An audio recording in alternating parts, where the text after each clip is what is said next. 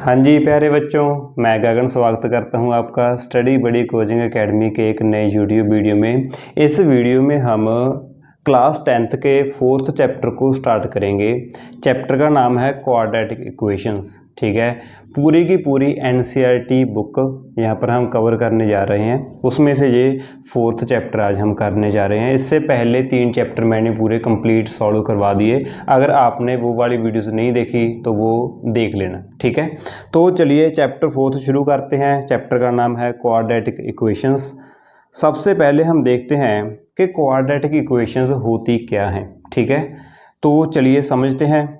सबसे पहले देखते हैं कि इक्वेशन क्या होता है। ठीक है, वैसे मैंने आपको बताया है कि इक्वेशन है जो वो इक्वल टू से बना है। ठीक है, जिस भी एक्सप्रेशन में इक्वल टू आ जाए वो इक्वेशन होगी। ठीक है, फॉर एग्जांपल मैंने लिख दिया x इज इक्वल टू 7, यहाँ पर इक्वल टू है।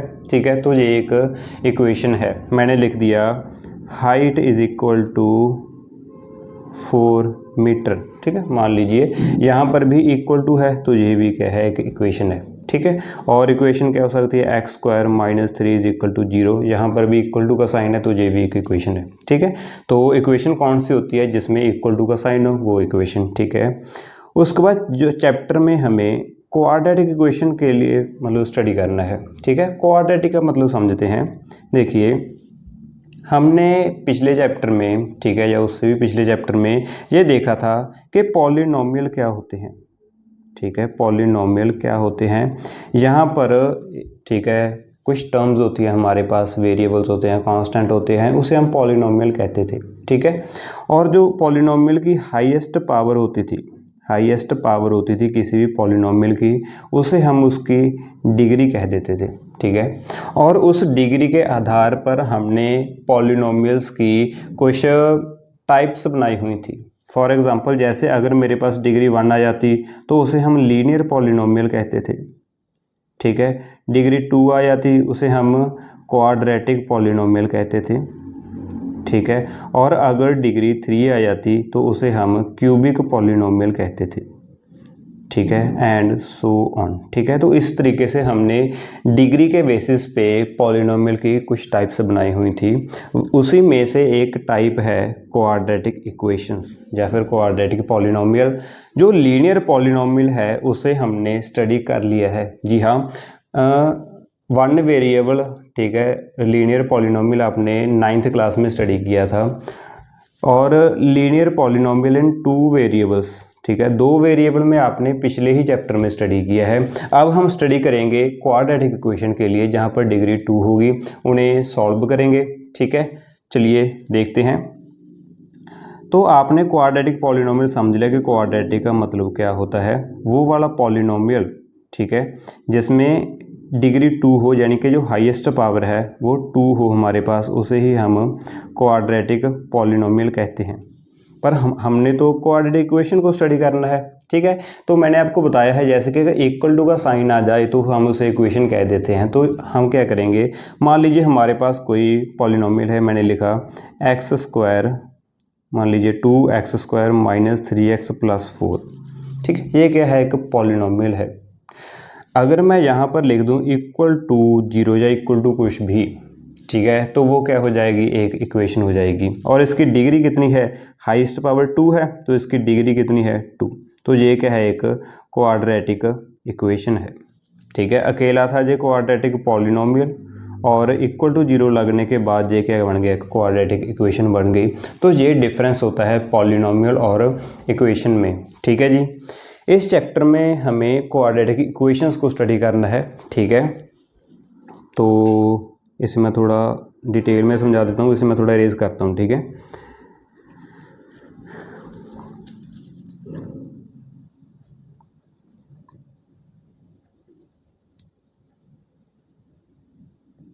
हाँ जी, तो अब तक हमने देखा कि क्वाड्रेटिक इक्वेशन क्या होती है, वो वाली इक्वेशन। ठीक है, इक्वेशन का मतलब इक्वल टू का साइन हो, क्वाड्रेटिक का मतलब डिग्री 2 हो।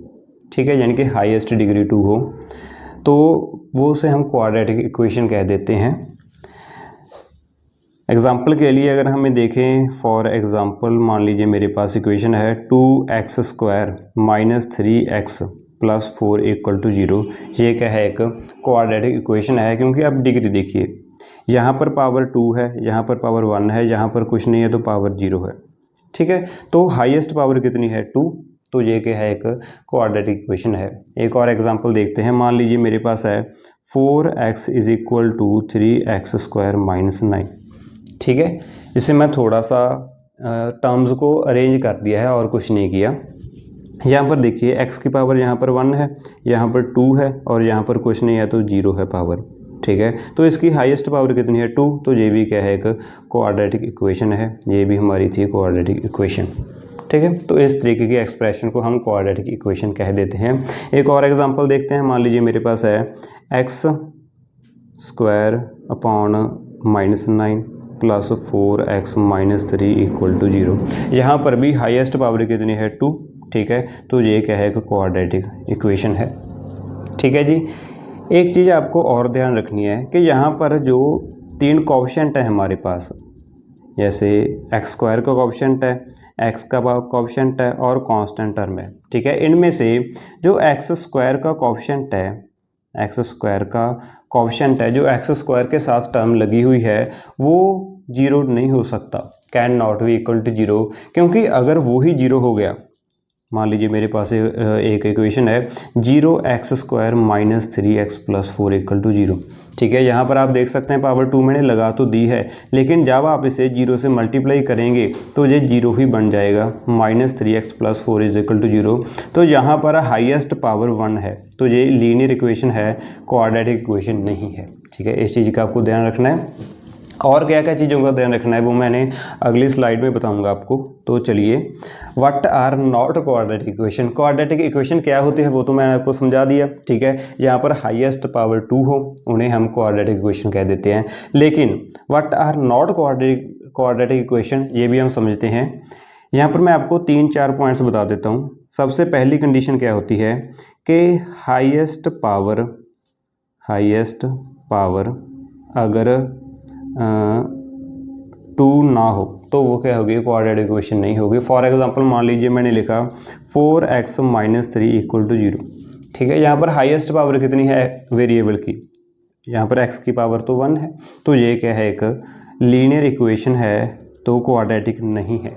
ठीक है, उसके बाद मान लीजिए मैंने लिखा x cube minus 3x square plus 2 is equal to 0। यहाँ पर हाईएस्ट पावर कितनी है, मुझे 3 दिख रहा है, तो इसकी हाईएस्ट पावर 3 है, तो ये एक क्यूबिक इक्वेशन है, क्वाड्रेटिक नहीं है।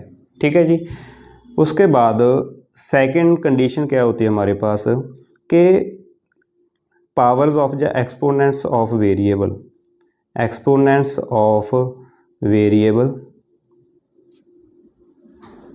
मस्ट, या फिर अगर किसी भी वेरिएबल का एक्सपोनेंट अगर नेगेटिव हो, ठीक है, तो भी वो क्वाड्रेटिक इक्वेशन नहीं होती। ठीक है, मान लीजिए मैंने लिखा x की पावर -2, चलिए पॉजिटिव मान लेते हैं, x स्क्वायर माइनस 2 x की पावर -1 इज इक्वल टू 0। यहाँ पर देखिए x का कोएफिशिएंट है वो -1 आ चुका है। ठीक है, तो ये भी क्वाड्रेटिक इक्वेशन नहीं है। ठीक है, और क्या हो सकता है हमारे पास, थर्ड पॉसिबिलिटी क्या है कि किसी भी वेरिएबल की जो पावर है, जो एक्सपोनेंट है, वो रूट में नहीं होना चाहिए या फिर फ्रैक्शन में नहीं होना चाहिए। मैं कह सकता हूँ can not be a fraction. अगर फ्रैक्शन में पावर हुई तो वो भी क्वाड्रेटिक इक्वेशन नहीं होगी। ठीक है, मान लीजिए मैंने लिखा 4x root x minus 3x या -3 इज इक्वल टू 0। यहाँ पर x की पावर कितनी है, रूट का मतलब क्या है, 1/2 होता है रूट का पावर का मतलब। ठीक है, तो -3 इज इक्वल टू 0, यहाँ पर x की पावर 1/2 आ चुकी है, तो ये भी एक क्वाड्रेटिक इक्वेशन नहीं है। ठीक है, इन बातों का आपको खास ध्यान रखना है, कौन सी क्वाड्रेटिक इक्वेशन होती हैं और कौन सी नहीं होती। अगर बाय चांस मान लीजिए आपके पास एक और सम आ जाए, मैंने लिखा x cube minus 3x square plus 4 is equal to x cube -4। ठीक है। देखने में आपको लग सकता है कि एक्स क्यूब है तो ये क्वाड्रेटिक इक्वेशन नहीं है, लेकिन जब हम इसे सॉल्व करेंगे, सिंप्लीफाई कीजिए, एक्स क्यूब को एक साइड लेकर आएंगे, ये x cube as it is रह जाएगा एक्स क्यूब, और ये वाला इधर साइड आके माइनस एक्स क्यूब हो जाएगा, आगे -3x² +4 -4 इधर आके +4 हो जाएगा इक्वल टू 0। यहाँ देखिए x cube minus x cube 0 हो जाएगा, तो मेरे पास आ गया -3x² +4 +4 मेरे पास 8 हो जाएगा इक्वल टू 0। तो यहाँ पर हमारे पास हाईएस्ट पावर क्या है, 2 आ चुकी है। ठीक है, तो ये एक क्वाड्रेटिक इक्वेशन है। ठीक है, तो आपको सिंप्लीफाई करने के बाद देखना है कि वो क्वाड्रेटिक इक्वेशन है या फिर नहीं है।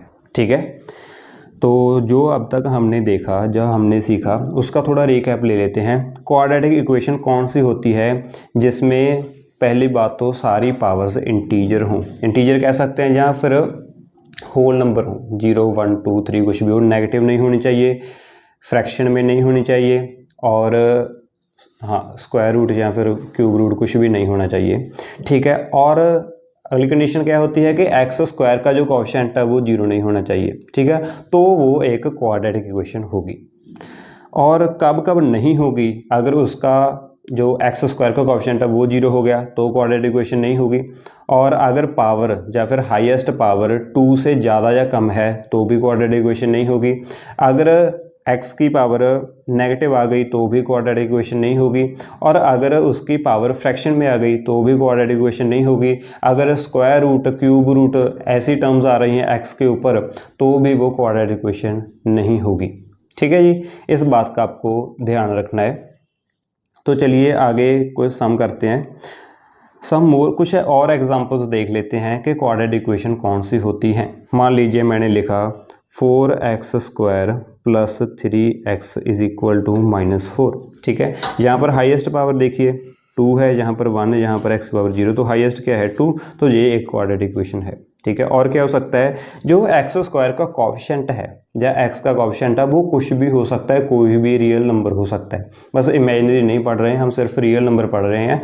तो यहाँ पर कोई भी रियल नंबर हो सकता है, वो चाहे वो स्क्वायर रूट में हो, चाहे पॉइंट में हो, नेगेटिव हो, पॉजिटिव हो, कुछ भी हो। ठीक है, ये बात हम कोएफिशिएंट की कर रहे हैं, यानी कि एक्स स्क्वायर या फिर एक्स या फिर कांस्टेंट टर्म का जो कोएफिशिएंट हैं वो कोई भी रियल नंबर हो सकते हैं हमारे पास। ठीक है, जो हमने पहले बात की थी वो एक्स की पावर की थी। ठीक है, वो फ्रैक्शन में नहीं होनी चाहिए, वो नेगेटिव में नहीं होनी चाहिए, वो स्क्वायर रूट में नहीं होनी चाहिए, तो वो एक्स की पावर के लिए था। यहाँ पर हम कोएफिशिएंट की बात कर रहे हैं, तो कोएफिशिएंट है वो कोई भी रियल नंबर हो सकता है। ठीक है, एक और एग्जांपल देखते हैं, ये फर्स्ट एग्जांपल थी। मान लीजिए मैंने लिखा -√2x² + 0.3x -4 = 0। यहाँ पर पावर, यहाँ पर 2 है, यहाँ पर 1 है, और यहाँ पर पावर 0 है, तो ये पावर्स हैं जो वो पॉजिटिव हैं, इंटीजर्स हैं, तो ये क्या है, एक क्वाड्रेटिक इक्वेशन है, और हाईएस्ट पावर भी 2 है, और एक्स स्क्वायर का कोएफिशिएंट 0 नहीं है। ठीक है, तो ये एक क्वाड्रेटिक इक्वेशन है। ठीक है, इस तरीके से हमें देखना होता है। एक तो एग्जांपल और ले लेते हैं। मान लीजिए मैंने लिखा -4 = 3x² - 2x² + 2x। ठीक है, इसे थोड़ा सा सिंप्लीफाई कर लेते हैं, क्योंकि एक्स स्क्वायर और एक्स स्क्वायर में वेरिएबल सेम है, उनकी पावर सेम है, तो ये प्लस माइनस हो सकते हैं क्योंकि ये लाइक टर्म्स हैं। तो इसे मैं क्या लिख सकता हूँ, -4 = 3x² - 2x² क्या हो जाएगा, x² + 2x। ठीक है, यहाँ पर हम देख सकते हैं पावर, हाईएस्ट पावर 2 है, और बाकी पावर्स भी थोड़ा मतलब होल नंबर में है, 0 1 2 3 है, तो ये एक क्वाड्रेटिक इक्वेशन है। ठीक है, चलिए, तो ऐसे हम चेक कर सकते हैं कोई भी इक्वेशन क्वाड्रेटिक है या फिर नहीं है। आई होप कि आपको क्वाड्रेटिक इक्वेशंस कौन सी होती हैं उन्हें आइडेंटिफाई करना आ गया होगा। ठीक है, जो हमारी फर्स्ट एक्सरसाइज है, 4.1 एक्सरसाइज है, इसमें हमें इसी तरीके के ही सम तो करने हैं। ठीक है, आपके पास इक्वेशंस होगी, आपको बताना होगा कि ये क्वाड्रेटिक है या फिर नहीं है, या फिर आपको कोई स्टेटमेंट गिवन होगी और आपको क्वाड्रेटिक इक्वेशन फॉर्म करनी होगी। ठीक है, तो चलिए अब हम स्टैंडर्ड फॉर्म की बात करते हैं कि क्वाड्रेटिक इक्वेशन की स्टैंडर्ड फॉर्म क्या होता है। यानी कि अगर मुझे कोई भी क्वाड्रेटिक इक्वेशन है उसे मैंने स्टैंडर्ड फॉर्म में लिखना है। ठीक है, तो कैसे लिखेंगे, देखिए इक्वेशन कौन सी है, पहली गल इक्वेशन है तो यहाँ पर इक्वल टू का साइन होगा। क्वाड्रेटिक है तो हाईएस्ट पावर या फिर डिग्री 2 होगी, ठीक है। स्टैंडर्ड फॉर्म है तो वो किसी भी जर्नल के लिए होनी चाहिए, यानी कि कोई फिक्स वैल्यू नहीं होनी चाहिए। A B C in terms में हम बात करेंगे, ठीक है। कोई भी इक्वेशन है, मान लीजिए 1 वेरिएबल में है, तो ये स्टैंडर्ड फॉर्म हम सिर्फ for quadratic equation in 1 variable के लिए बात करेंगे। इस बात का आपको ध्यान रखना है। यहाँ पर वेरिएबल एक ही हो सकता है, चाहे वो x हो, a हो, b हो, c हो, y हो, z हो, कुछ भी हो, लेकिन सिर्फ एक ही वेरिएबल होगा। x और y 2 वेरिएबल आगे तो वो हम इस चैप्टर में नहीं पढ़ेंगे, ठीक है। इस बात का आपको ध्यान रखना है। तो क्वाड्रेटिक इक्वेशन की स्टैंडर्ड फॉर्म देखनी है हमें, सिर्फ एक वेरिएबल के लिए देखनी है। तो कैसे होगा, मान लीजिए सपोज हमारे पास जो वेरिएबल है, suppose the variable is x, मान लीजिए हमारे पास वेरिएबल x है, ठीक है। तो क्वाड्रेटिक इक्वेशन कैसी होगी, पहली बात तो x का जो पावर है वो मैक्सिमम 2 हो सकती है, इससे ज़्यादा पावर नहीं हो सकती, ठीक है। उसके बाद उससे कम जरूर हो सकती है, x की पावर 2 मैक्सिमम है, उससे कम क्या होगी, x की पावर 1, इसे हम अकेला x भी लिख सकते हैं या फिर x की पावर 1 भी लिख सकते हैं। उससे कम क्या होगी, x की पावर 0, ठीक है। ये क्वाड्रेटिक पॉलिनोमियल हो जाएगा। इक्वेशन है तो हमें इक्वल टू का साइन लगाना होगा, ठीक है। उसके बाद इनके आगे कोएफिशिएंट कुछ भी हो सकता है, पॉजिटिव हो सकता है, नेगेटिव हो सकता है, इंटीजर, रूट वाला, मतलब रियल नंबर कोई भी हो सकता है, ठीक है। मान लीजिए मैंने लिखा तो हम इसे a लिख देते हैं, ठीक है। a कुछ भी हो सकता है, कोई रियल नंबर हो सकता है, ठीक है। उसके बाद x का कोएफिशिएंट कुछ भी हो सकता है, पॉजिटिव, नेगेटिव, रियल, नॉन, ठीक है, 0 कुछ भी हो सकता है। तो मैंने मान लीजिए प्लस b लिख दिया, b कुछ भी हो सकता है। और कांस्टेंट टर्म भी हमारे पास कुछ भी हो सकती है, मान लीजिए मैंने प्लस c लिख दिया, c कुछ भी है। क्योंकि कांस्टेंट टर्म यहाँ पर आ चुकी है तो राइट हैंड साइड में 0 होगी, ठीक है। होने को तो कांस्टेंट टर्म वगैरह कुछ भी हो सकते थे, लेकिन आफ्टर सिंप्लीफिकेशन हम राइट हैंड साइड में 0 ही लिखेंगे, ठीक है। उसके बाद x की पावर 0 1 होता है, तो अकेला में ऐसे c मल्टीप्लाई 1 मतलब c ही बन जाएगा, तो मैं ऐसे लिख देता हूँ। और x की पावर 1 तो x ही होती है, तो मैं इसे ऐसे लिख देता हूँ। ये बन गई हमारी standard form of quadratic equation in 1 variable, ठीक है। मोस्ट इम्पॉर्टेंट है, इसे आपको ध्यान में रखना है, ठीक है जी। इसकी ना कुछ कंडीशंस होती हैं, वो क्या है देखिए। सबसे पहला तो है a नॉट इक्वल टू 0, मैं लिख देता हूँ where a not equal to 0। a कुछ भी हो सकता है लेकिन 0 नहीं हो सकता, क्योंकि अगर a 0 हो गया तो इक्वेशन कैसी हो जाएगी, 0x स्क्वायर जो 0 ही बन जाएगा, तो पीछे बच जाएगा bx plus c is equal to 0, जो कि एक लीनियर इक्वेशन है, क्वाड्रेटिक इक्वेशन नहीं है, ठीक है। तो स्टैंडर्ड फॉर्म में a 0 नहीं हो सकता, इस बात का आपको ध्यान रखना है। एंड और a b c की वैल्यू कुछ भी हो सकती है, कोई भी रियल नंबर हो सकता है, तो मैं लिख सकता हूँ and a b and c belong to real number. इस सिंबल का मतलब होता है बिलोंग टू के रियल नंबर में से कोई भी रियल नंबर हो सकता है। a b और c की वैल्यू इक्वल भी हो सकते हैं, अनइक्वल भी हो सकते हैं, पॉजिटिव, नेगेटिव, स्क्वायर रूट, और ठीक है, फ्रैक्शन, डेसिमल, कुछ भी हो सकते हैं कोएफिशिएंट्स, ठीक है जी। तो ये रही इसकी complete definition. ax square plus bx plus c equal to 0, ये हमारे पास क्वाड्रेटिक इक्वेशन होती है। और a 0 नहीं हो सकता, और a b और c की कोई भी वैल्यू हो सकती है। इसमें से b और c 0 जरूर हो सकते हैं, उनके पास ऐसी कोई कंस्ट्रक्शन नहीं होती है, ठीक है। सिर्फ a पे यह कंडीशन लागू होती है कि वो 0 नहीं हो सकता, b और c हो सकते हैं, कोई चक्कर नहीं है, ठीक है। तो ये थी हमारी स्टैंडर्ड फॉर्म क्वाड्रेटिक इक्वेशन के लिए। तो चलिए आगे बढ़ते हैं। आगे हमारे पास एक क्वेश्चन है, check whether the following are quadratic equations or not. हमारे पास कुछ इक्वेशंस दी गई हैं, हमें बताना है कि ये वाली इक्वेशंस क्वाड्रेटिक इक्वेशन हैं या फिर नहीं है। तो कैसे चेक करेंगे, सबसे पहला स्टेप होगा हमारा स्टेप 1 होगा, इसे सिंप्लीफाई करेंगे, ठीक है। तो हमारा सबसे पहला स्टेप क्या है, सिंप्लीफाई करना है हमें इसे। उसके बाद पावर्स को चेक करना है कि इसकी जो एक्सपोनेंट्स हैं या फिर जो पावर्स हैं वो इंटीजर्स होनी चाहिए, नेगेटिव नहीं होनी चाहिए, 0 1 2 3 ऐसी पावर्स होनी चाहिए। उसके बाद चेक करना है कि हाईएस्ट पावर है वो हमारी 2 होनी चाहिए, ठीक है, उससे ज़्यादा है तो भी कोऑर्डिनेट नहीं है, उससे कम है तो भी कोऑर्डिनेटिक नहीं है। और लास्ट में आप चेक कर सकते हैं कि जो हमारा एक्स स्क्वायर का कोएफिशिएंट है यानी कि ए है वो 0 नहीं होना चाहिए। ठीक है, उसके बाद हम कह सकते हैं कि ये हमारी कोऑर्डिनेटिक इक्वेशन है। देखिए इसे अप्लाई करते हैं सारी थ्योरी को। पहला सम देखिए, x माइनस 2 का whole square plus 1 equals to 2x minus 3। सबसे पहले हम इसे सिंप्लीफाई करेंगे। मैं यहाँ पर लिखता हूँ सॉल्यूशन। सबसे पहले हम इसे सिंप्लीफाई करेंगे, सिंप्लीफाइंग द इक्वेशन को सिंप्लीफाई देखिए कैसे करेंगे। सबसे पहले हमारे पास x माइनस 2 का whole square plus 1 equals to 2x minus 3। ठीक है, यहाँ पर हमारे पास x माइनस 2 का होल स्क्वायर है। होल स्क्वायर की आइडेंटिटी क्या होती है? मेरे पास होता है, अगर मान लीजिए a प्लस बी का होल स्क्वायर फाइंड करना है तो वो होता है हमारे पास a का स्क्वायर यानी कि फर्स्ट टर्म का square plus 2ab, 2 multiply a multiply b plus b square. ये होती है a प्लस बी के होल स्क्वायर की आइडेंटिटी।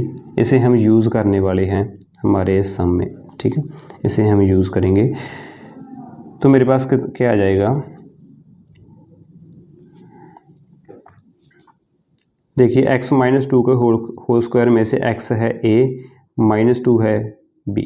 ठीक है, या फिर इसे हम ऐसे भी लिख सकते हैं, इसकी आइडेंटिटी को एक और आइडेंटिटी भी फॉर्म कर सकते हैं, a माइनस बी का होल स्क्वायर जो होता है a square minus 2ab plus b square. ठीक है, पहली आइडेंटिटी में से भी बन सकता था लेकिन हमने नेक्स्ट आइडेंटिटी बनाई a माइनस बी के होल स्क्वायर की। ठीक है, कुछ नहीं, फर्स्ट इक्वेशन में से जहाँ पर भी b थी वहाँ पर माइनस भी पुट कर दीजिएगा। यहाँ तो माइनस नहीं आएगी क्योंकि b माइनस बी का स्क्वायर भी प्लस बी होल स्क्वायर हो जाएगा, लेकिन यहाँ पर आगे माइनस आ जाएगी, वो हमने यहाँ लिख दी। ठीक है, तो इस तरीके से एक ही आइडेंटिटी में से आप दो आइडेंटिटी से भी बना सकते हैं। तो यहाँ पर हमारे पास x माइनस 2 का होल स्क्वायर हो जाएगा एक्स स्क्वायर, यहाँ से मैं डायरेक्टली यहाँ लिख रहा हूँ एक्स स्क्वायर माइनस 2 इंटू ए इंटू बी। ठीक है, प्लस बी स्क्वायर। ठीक है जी, उसके बाद है हमारे पास plus 1 is equal to 2x minus 3। इसे सिंप्लीफाई करते हैं, x square as it is रह गया, 2 इंटू एक्स इंटू 2 हमारे पास हो जाएगा 2 इंटू 2 4 और साथ में x प्लस 2 का स्क्वायर हो जाएगा 4 plus 1 is equal to 2x minus 3। इसे सिंप्लीफाई करते हैं, सभी चीज़ों को लेफ्ट हैंड साइड ले आते हैं तो मेरे पास हो जाएगा x square minus 4x plus 2x इधर जाके माइनस 2x हो जाएगा और प्लस 4 प्लस 1 5 हो जाएगा, 3 माइनस का है इस साइड आके प्लस का हो जाएगा प्लस 3 इक्वल्स टू 0। ठीक है, उसके बाद इसे और सिंप्लीफाई कर लेते हैं तो मेरे पास आ जाएगा x square minus 4x minus 2x, x common है। ठीक है, तो x मैंने एज इट इज़ लिखा, माइनस 4 माइनस 2, माइनस 4 माइनस 2 हो जाएगा माइनस 6, तो मेरे पास आ गया माइनस 6। उसके बाद 5 और 3 हो जाएंगे 8 इक्वल टू 0। ये क्या बन गई, एक इक्वेशन बन गई। अब हमें चेक करना है कि ये क्वाड्रेटिक इक्वेशन है या फिर नहीं है। तो आप देख सकते हैं यहाँ पर पावर्स हैं, यहाँ पर 2 पावर है, यहाँ 1 पावर है, यहाँ पर कुछ नहीं तो 0 पावर है, वो होल नंबर आ रही हैं और हाईएस्ट पावर भी 2 है। तो ये क्या है, एक क्वाड्रेटिक इक्वेशन है। ठीक है, इस तरीके से आपको सिंप्लीफाई करने के बाद चेक करना है कि क्वाड्रेटिक इक्वेशन है या फिर नहीं है। एक और सम देखते हैं, मान लीजिए मेरे पास ये वाला सम है x into x plus 1 plus 8 equal to x plus 2 x minus 2। ठीक है, चलिए सॉल्व करते हैं। सोल्यूशन, सबसे पहले ब्रैकेट ओपन करेंगे, x इंटू एक्स प्लस 1 करेंगे तो सबसे पहले x की मल्टीप्लाई फर्स्ट टर्म से होगी फिर सेकंड से, तो x इंटू एक्स हो जाएगा x square plus x into 1 हो जाएगा x प्लस 8 इक्वल टू, यहाँ पर देखिए हमारे पास है x प्लस 2 एक्स माइनस 2। ठीक है, तो यहाँ इसे हम दो तरीके से सॉल्व कर सकते हैं। एक तो सिंपल है कि ब्रैकेट ओपन कर दीजिए, दूसरा है आइडेंटिटी लग सकती है। ठीक है, पहले आइडेंटिटी बता देता हूँ। हमारे पास ये इस तरीके की आइडेंटिटी है a plus b into a minus b. ठीक है, a plus b a minus b, a की वैल्यू है x, b की वैल्यू है 2। ठीक है, तो इस a इक्वल होती है a minus b, a square minus b square की। ठीक है, तो यहाँ पर कितना आ जाएगा, a square minus b square. ठीक है, तो इस तरीके से आप सॉल्व कर सकते हैं। या फिर दूसरा मेथड क्या है कि इसे आप मल्टीप्लाई करके भी सॉल्व कर सकते हैं। मैं बता देता हूँ आपको। मान लीजिए मेरे पास था x + 2 × x - 2, तो मल्टीप्लाई करके कैसे होगा, सबसे पहले x की मल्टीप्लाई पूरी इक्वेशन के साथ होगी, x × x - 2, उसके बाद +2 की मल्टीप्लाई पूरी इक्वेशन के साथ होगी।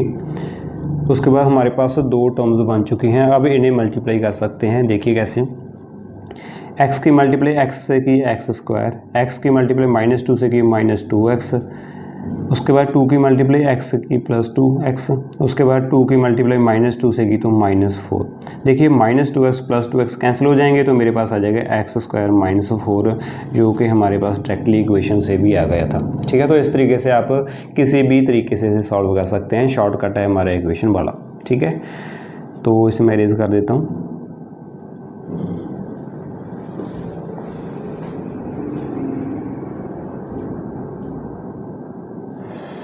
तो चलिए आगे सॉल्व करते हैं, थोड़ा सिंप्लीफाई करते हैं। मेरे पास आ जाएगा x² + x + 8 = x² - 2 का स्क्वायर हो जाएगा 4। अब सभी टर्म्स को लेफ्ट हैंड साइड ले आते हैं। मेरे पास हो जाएगा x² + x + 8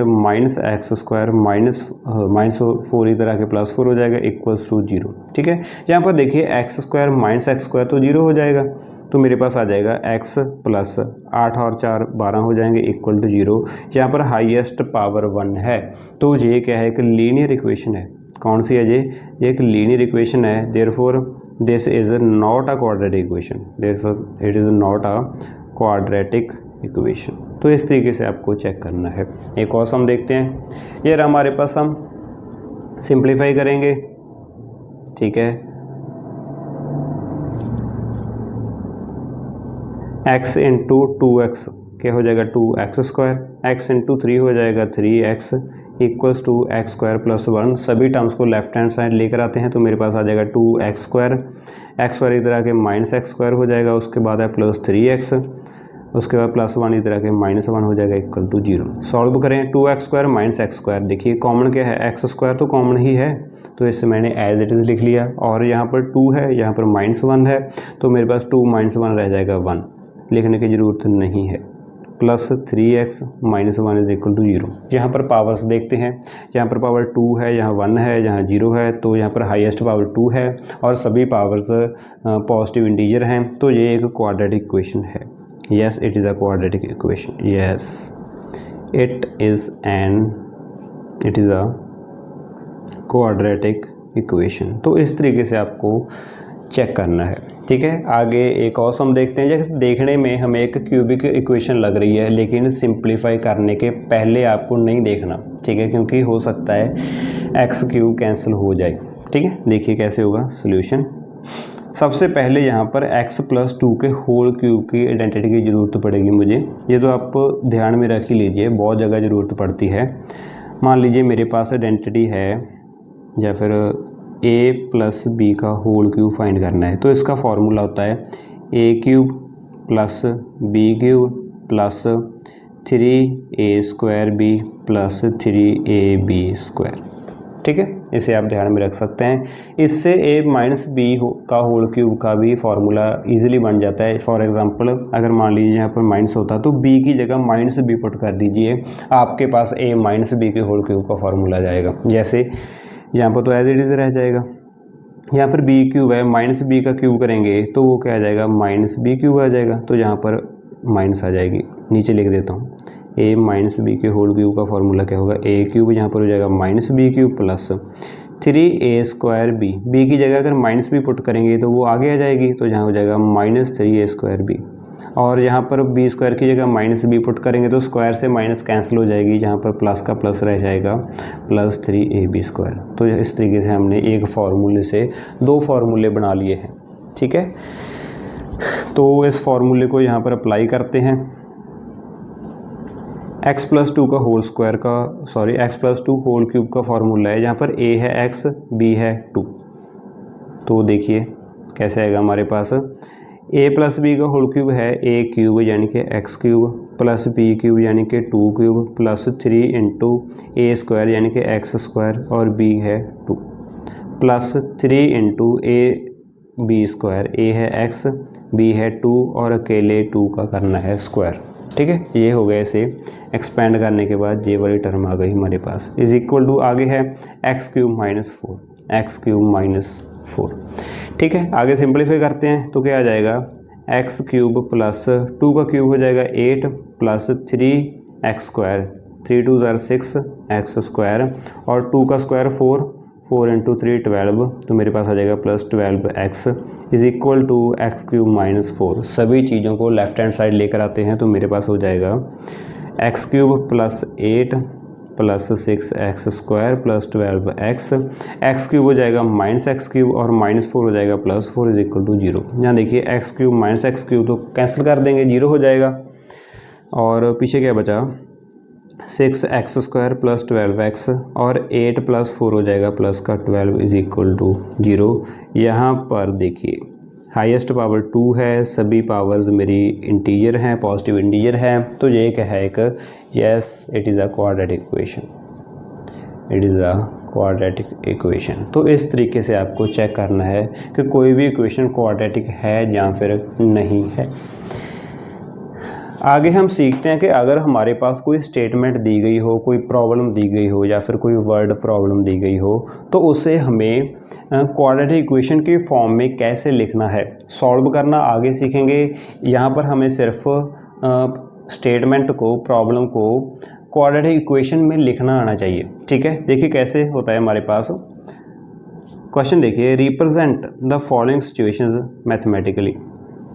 रिप्रेजेंट हमें सिर्फ रिप्रेजेंट करना है, सॉल्व नहीं करना है। इसमें हमारे पास कुछ सिचुएशंस दी गई हैं, ठीक है, कोई प्रॉब्लम दी गई है, उन्हें हमें मैथमेटिकली रिप्रेजेंट करना है, यानी कि किसी इक्वेशन की फॉर्म में या मैथ का यूज़ करके उसे रिप्रेजेंट करना है। इंग्लिश का यूज़ करके तो रिप्रेजेंट किया गया है, स्टेटमेंट लिखी गई है, अभी हमें मैथ में लेकर आना है इस स्टेटमेंट को, इस प्रॉब्लम को। ठीक है, चलिए देखिए फर्स्ट क्वेश्चन क्या है हमारे पास। John and Jeevanti together have 45 marbles. दो पर्सन है हमारे पास, एक है जॉन और एक है जीवंती, उनके पास टोटल 45 मार्बल्स हैं। ठीक है, 45 कंचे हैं। Both of them lost 5 marbles each. दोनों ने 5-5 मार्बल लॉस कर दिए, खो दिए। ठीक है, and the product of the number of marbles they have no. ठीक है, अब उनके पास जितने मार्बल बचे हैं अगर उनका मैं प्रोडक्ट करूं तो वो 124 आएगा। ठीक है, 5-5 खोने के बाद जो उनके पास मार्बल बचे हैं उनका प्रोडक्ट है हमारे पास 124। We would like to find out how many marbles they had to start with. ठीक है, तो हमें ये फाइंड करना है कि उन्हें स्टार्टिंग में उनके पास कितने मार्बल्स थे। फाइंड नहीं करने हैं, बस हम फाइंड करना चाहते हैं, उसके लिए आपको एक क्वाड्रेटिक इक्वेशन फॉर्म करने के लिए कहा गया है। ठीक है, तो कैसे स्टार्ट करेंगे, देखिए हमारे पास दो पर्सन है, एक जॉन है और एक जीवंती है। अगर हम किसी एक के भी मार्बल ढूंढ लें, ठीक है, तो दूसरे के मार्बल हम 45 में से माइनस करके ढूंढ सकते हैं, क्योंकि इक्वेशन हमें यहाँ पर सिर्फ एक ही वेरिएबल में बनानी है, तो हमें सिर्फ एक पर्सन के मार्बल को ही लेट करना होगा। ठीक है, आप किसी के भी लेट कर सकते हैं। मान लीजिए हमने जॉन के मार्बल को एक्स लेट कर लिया। ठीक है, तो देखिए कैसे लिखेंगे solution.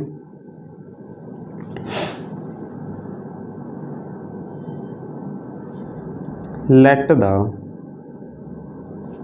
initial marbles of let the initial number of marbles that John have, यानी कि स्टार्टिंग में जॉन के पास जितने भी मार्बल थे उन्हें हमने एक्स लेट कर दिया। मान लीजिए उसके पास एक्स मार्बल्स थे गेम की स्टार्टिंग में, उसके बाद खेलना शुरू किया, 5-5 कंचे दोनों ने लॉस कर दिए, तो हमने बाद में इक्वेशन बनानी है। देन उसके बाद जीवंती के पास कितने होंगे, देयरफॉर जीवंती विल हैव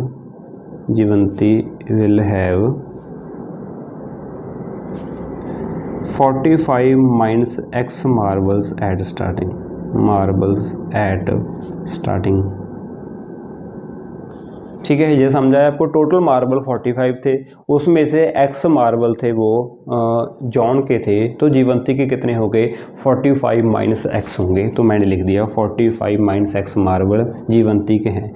इसमें आपको ध्यान रखना है कि अगर आपको क्वाड्रेटिक इक्वेशन बनानी है तो आपको वेरिएबल सिर्फ एक ही लेट करना होगा, जहाँ पर आप इसे y नहीं मान सकते थे, क्योंकि अगर आप इसे y मान लेते तो वो एक 2 वेरिएबल में इक्वेशन बन जाती।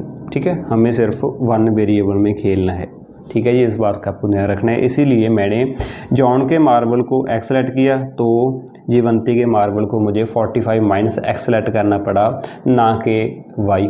ठीक है, उसके बाद क्वेश्चन क्या कह रहा है, according to the question both of them lost 5 marbles each. उन्होंने 5 मार्बल्स खो दिए। तो मैं लिखता हूँ after losing 5 marbles by John and जीवंती।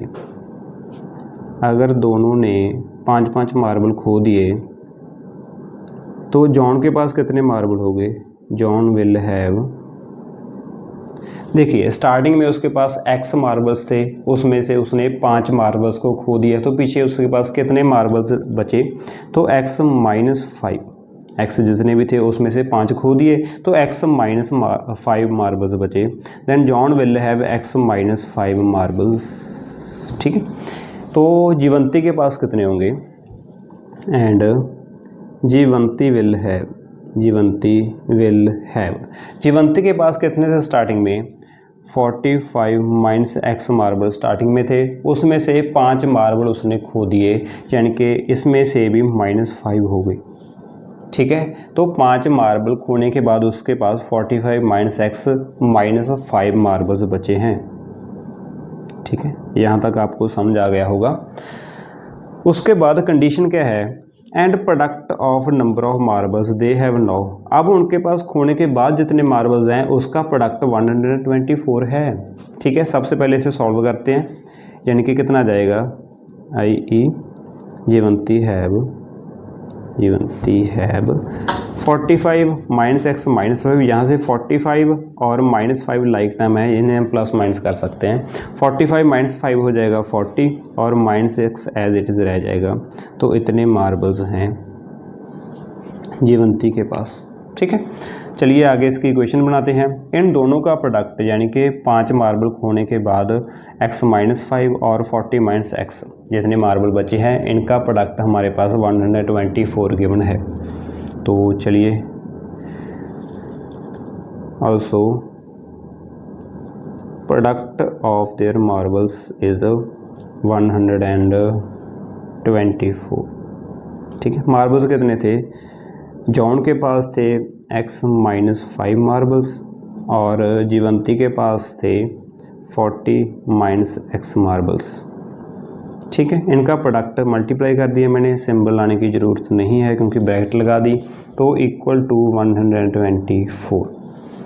ठीक है, इक्वेशन बन चुके हैं, बस थोड़ा इसे सिंप्लीफाई करना बाकी है। देखिए सिंप्लीफाई कैसे करते हैं, यहाँ पर देखिए 2 ब्रैकेट है हमारे पास, इस पूरी ब्रैकेट की मल्टीप्लाई इस पूरी ब्रैकेट से करनी है। तो कैसे सॉल्व करेंगे, किसी भी एक ब्रैकेट में से, मान लीजिए फर्स्ट ब्रैकेट में से पहले टर्म लेंगे x, उसकी मल्टीप्लाई पूरी ब्रैकेट के साथ कर देंगे, उसके बाद -5 लेंगे, उसकी मल्टीप्लाई पूरी ब्रैकेट के साथ कर देंगे। ठीक है, तो चलिए सबसे पहले x की मल्टीप्लाई पूरी ब्रैकेट के साथ की, तो मेरे पास आ जाएगा x इंटू 40 माइनस एक्स। उसके बाद -5 की मल्टीप्लाई पूरी ब्रैकेट के साथ की, तो मेरे पास आ जाएगा -5 into 40 minus x is equal to 124। ठीक है, उसके बाद थोड़ा आसान है, x की मल्टीप्लाई पूरी ब्रैकेट के साथ है और -5 की मल्टीप्लाई पूरी ब्रैकेट के साथ है। तो देखिए कैसे होगा, x इंटू 40 हो जाएगा 40x और x इंटू -x हो जाएगा -x²। ठीक है जी, उसके बाद -5 की मल्टीप्लाई 40 से की, तो मेरे पास आ जाएगा -40 इंटू 5 हो जाएगा 200। उसके बाद -5 की मल्टीप्लाई -x से की, तो माइनस माइनस प्लस हो जाएगा और 5 इंटू एक्स हो जाएगा इज इक्वल टू 124।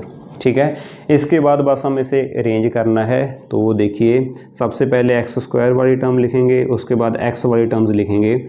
सबसे पहले है 40x और उसके बाद है प्लस 5x, उसके बाद कांस्टेंट टर्म है -200 और यहाँ पर 124 है, इस साइड आके हो जाएगा -124 इज इक्वल टू 0। थोड़ा और सिंप्लीफाई करें तो मेरे पास आ जाएगा -x² 40x + 5x + 45x बन जाएगा। 200 -124 दोनों नेगेटिव हैं तो ऐड हो जाएंगे, कितना आ जाएगा 324 इक्वल टू 0। ये क्या बन गई मेरे पास एक क्वाड्रेटिक इक्वेशन बन गई, क्योंकि हाईएस्ट पावर 2 है और सारी जो पावर हैं वो एक पॉजिटिव इंटीजर्स हैं। ठीक है, तो this is the required equation, this is the required equation या फिर रिक्वायर्ड क्वाड्रेटिक इक्वेशन। ठीक है जी, तो इस तरीके से आपको जो स्टेटमेंट वाले सम हैं उन्हें मैथमेटिकली इस तरीके से आप शो कर सकते हैं, रिप्रेजेंट कर सकते हैं। ठीक है, एक और एग्जांपल देख लेते हैं, ये भी एनसीईआरटी की ही एग्जांपल है, बुक में दी गई है, सॉल्व्ड एग्जांपल है। यहाँ पर हमें क्या कहा जा रहा है कि a cottage industry produces certain number of toys in a day. एक कॉटेज इंडस्ट्री है, वो टॉयज़ बना रही है, ठीक है, और वो एक दिन में कुछ फिक्स नंबर ऑफ टॉयज़ ही बनाती है। The cost of production of each toy in rupees was found to be 55 minus the number of toys produce in a day. ठीक है, यानी कि जो टॉय बनाने की कॉस्ट आती है, खर्च आता है, वो 55 minus the number of toys होता है। मतलब जितने भी उसने टॉयज़ बनाए उसमें से आप 55 माइनस कर दीजिए, वो रुपीज़ में कॉस्ट आ जाएगी पर टॉय के लिए। ऑन अ पर्टिकुलर डे, किसी भी एक पर्टिकुलर दिन के लिए अगर देखा तो हमने हमारे पास क्या आया, तो total cost of production was 750। किसी भी एक दिन के लिए मैंने देखा कि मेरे पास कॉस्ट ऑफ प्रोडक्शन 750 आ रही है, तो हमें क्या फाइंड करना चाह रहे हैं, we would like to find out number of toys produced on that day. तो हमें नंबर ऑफ टॉयज़ जो उस इंडस्ट्री ने बनाए वो फाइंड करने के लिए हम इसे इक्वेशन बनानी है। तो यहाँ पर हमें सिर्फ इक्वेशन बनानी है, फाइंड नहीं करना, सॉल्व नहीं करनी। सॉल्व हम नेक्स्ट एक्सरसाइज में देखेंगे कैसे करते हैं। तो देखिए, सबसे पहले हम इसे इक्वेशन बना लेते हैं। सोल्यूशन क्या होगा हमारे पास, कॉटेज इंडस्ट्री है, टॉयज़ बनाती है, हमें फाइंड भी नंबर ऑफ टॉयज़ फाइंड करने हैं, तो हम लेट कर लेते हैं। Let the number of toys produced on that day produced be x, यानी कि कंपनी ने उस दिन, यहाँ पर जिस दिन खर्च 750 आया था, उस दिन उसने एक्स नंबर ऑफ टॉयज़ बनाए थे। तो हम हमारी क्वेश्चन है उसमें हम इसे अप्लाई करते हैं। तो देखिए कैसे होगा, the cost of production of each toy, हर एक टॉय की जो प्रोडक्शन है वो कितनी होगी, 55 minus the number of toys. उस दिन कितने टॉयज़ प्रोड्यूस हुए, एक्स, तो कॉस्ट ऑफ वन टॉय कितनी होगी। ठीक है, एक टॉय की कॉस्ट कितनी होगी, देखिए, the cost of production of each toy was found to be 55 minus the number of toys produced. यानी कि उस दिन जितने भी टॉयज़ बने थे उसमें से 55 माइनस कर दीजिए तो वो कॉस्ट हो जाएगी एक टॉय की। देखिए कितने टॉयज़ बने थे, एक्स, ठीक है, कितने माइनस करने हैं, -55, तो इतने रुपीज़ हमारा खर्च आता है उस दिन टॉयज़ बनाने के लिए, एक टॉय बनाने के लिए। ठीक है, यहाँ तक समझ आ गया आपको कि x -55 कैसे किया। स्टेटमेंट में हमें गिवन था कि जितने भी टॉयज़ बनते हैं उसमें से 55 माइनस कर दीजिए तो वो एक टॉय की कॉस्ट आ जाएगी। और टोटल कॉस्ट कितनी होगी, टोटल कॉस्ट या फिर टोटल प्रोडक्शन कॉस्ट जो उस दिन हुई वो कितनी होगी, एक टॉय की कॉस्ट क्या है, मल्टीप्लाई नंबर ऑफ टॉयज़। ठीक है, एक टॉय की कॉस्ट क्या है, x -55 multiply number of toys, कितने टॉयज़ बने थे हमारे पास, x टॉयज़ बने थे। ठीक है, और टोटल खर्च कितना आया था, 750, ये देखिए 750 रुपीज़ खर्चा आया था। ठीक है, तो इक्वेशन तो बन चुकी है, बस सिंप्लीफाई करना बाकी है। देखिए कैसे करते हैं, यहाँ पर मल्टीप्लाई का साइन है, यानी कि x की मल्टीप्लाई पूरी ब्रैकेट के साथ है, तो सबसे पहले टर्म के साथ मल्टीप्लाई की, x इंटू एक्स हो जाएगा एक्स स्क्वायर, फिर x की मल्टीप्लाई -55 से की तो मेरे पास बन जाएगा -55x इक्वल्स टू 750। इसे हम लेफ्ट हैंड साइड में ले आते हैं ताकि हमारी स्टैंडर्ड फॉर्म बन जाए। तो मैं लिख सकता हूँ x square -55x -750 equal to 0। ये क्या बन गई हमारे पास required, this is the required equation, this is the required equation. तो इस तरीके से हमें इक्वेशंस बनानी है, ठीक है। आई होप कि आपको ये सभी क्वेश्चन और क्वाड्रेटिक इक्वेशन क्या होते हैं वो आपको समझ आया होगा, ठीक है। अब आपको करना क्या है, एनसीईआरटी बुक उठानी है, उसमें से 4.1 एक्सरसाइज के जो सॉल्व्ड एग्जांपल हैं पहले वो सभी कंप्लीटली सॉल्व करनी है, उसकी थ्योरी को ध्यान से पढ़ना है, ठीक है। उसके बाद आपको 3.1 एक्सरसाइज के जो अनसॉल्व्ड क्वेश्चन हैं उन्हें खुद से ट्राई करना है, ठीक है, विदाउट सॉल्यूशन देखिए, ठीक है। अगर उसमें आपको कोई भी दिक्कत आती है, कोई क्वेश्चन सॉल्व नहीं हो रहा, आंसर गलत आ रहा है, तो हमारी नेक्स्ट वीडियो देखनी है अपने, जो इसके बाद बनाऊंगा मैं 4.1 एक्सरसाइज की कंप्लीट सॉल्यूशन के लिए, ठीक है। तो यहाँ पर इस वीडियो में फ़िलहाल इतना ही, तो थैंक यू।